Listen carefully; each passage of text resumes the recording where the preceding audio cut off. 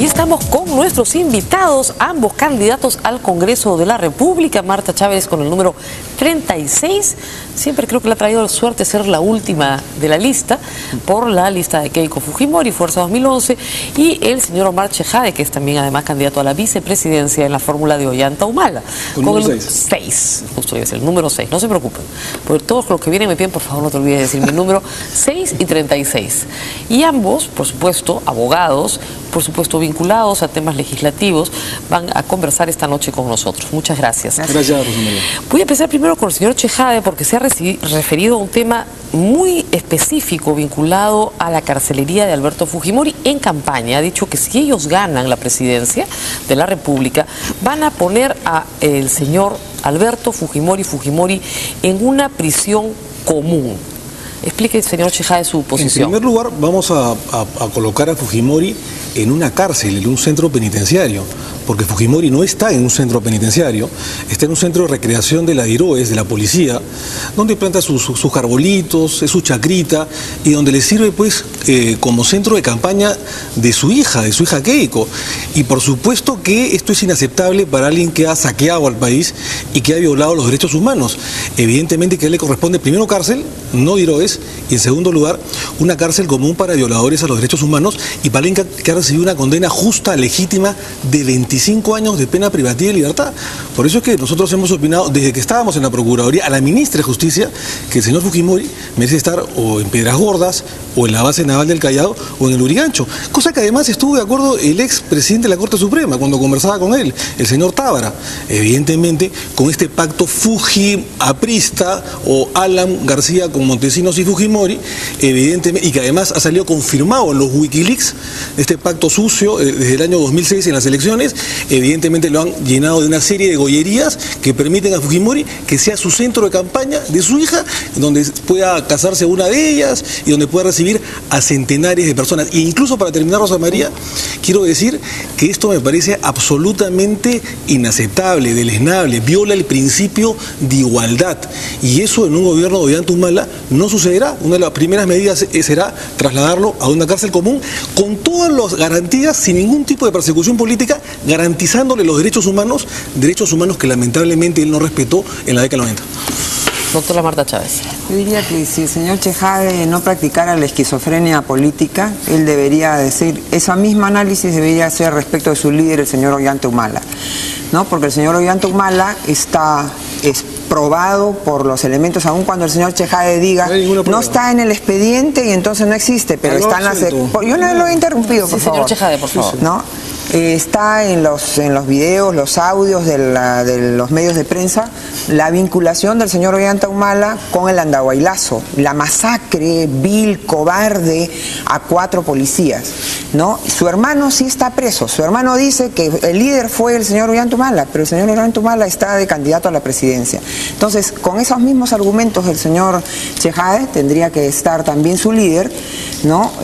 Donde está Antauro Humala. Pero por otra parte, esa misma conducta la vemos aquí, el desprecio, hablan de los derechos humanos, de la corrupción, y la vemos aquí defendiendo la masacre a unos manifestantes en Libia.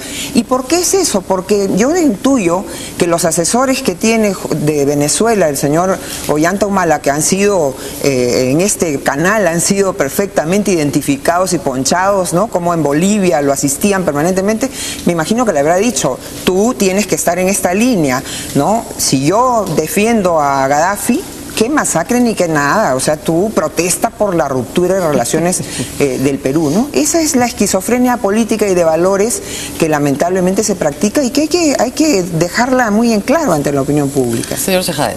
El mismo juez que hoy día es presidente de la Corte Suprema, que es un distinguido magistrado con una conducta pulcra, que condenó a Fujimori por ladrón y por asesino, el doctor César San Martín Castro, es el mismo magistrado que ha absuelto en todos los casos a Ollanta Humala. Y no solamente San Martín Castro, el fiscal Cubas Villanueva, el fiscal supremo Pablo Sánchez Velarde, todos los tribunales supremos, el Ministerio Público, y evidentemente lo que dice la señora Marta Chávez no tiene ningún sentido.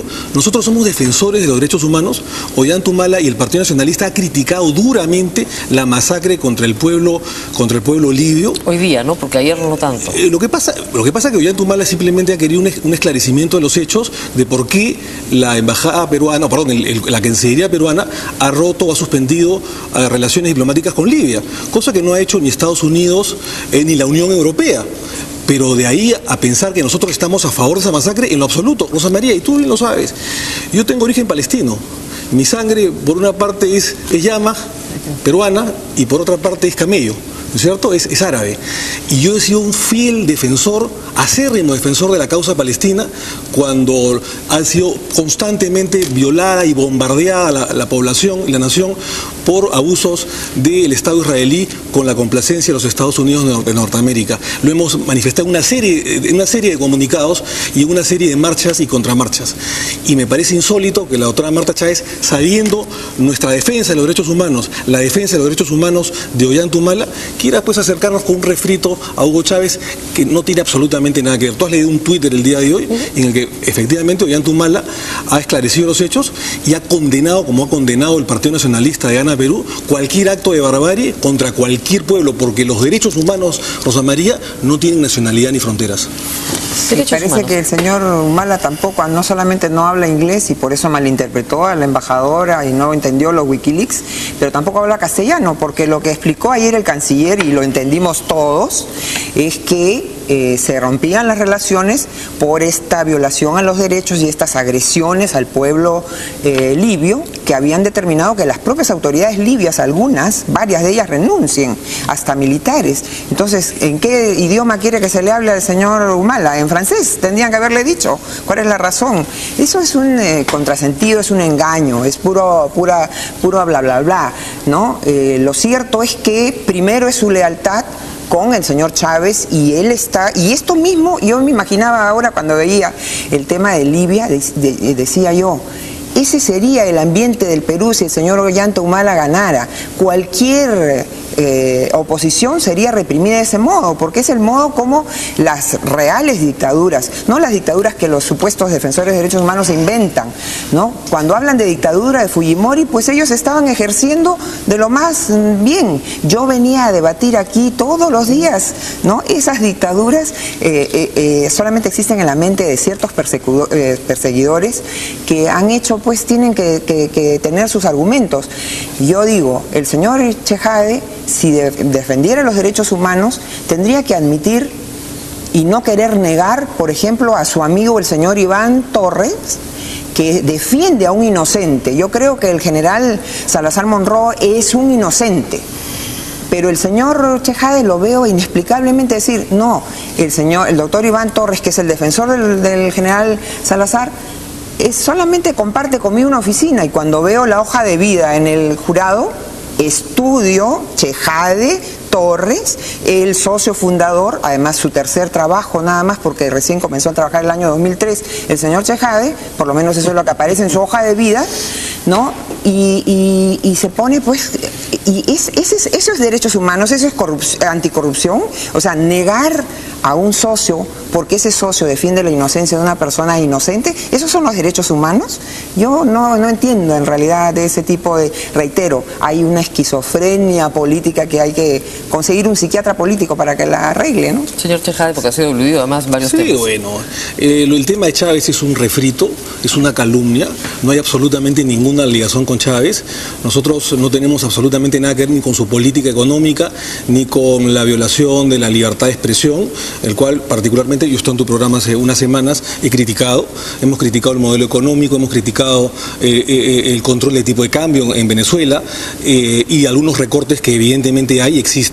Yo firmó hasta un comunicado en contra de esas libertades violadas por el gobierno de Chávez. Y esto del refrito de mi socio Iván Torres es un tema absolutamente que se ha explicado calificado en una serie de oportunidades, es una calumnia. Yo respondo por mis actos, no respondo por actos de terceros, así sean mis amigos. El doctor Torres no es un político, el doctor Torres es un abogado que ejerce su función, como los tres que estamos acá presentes.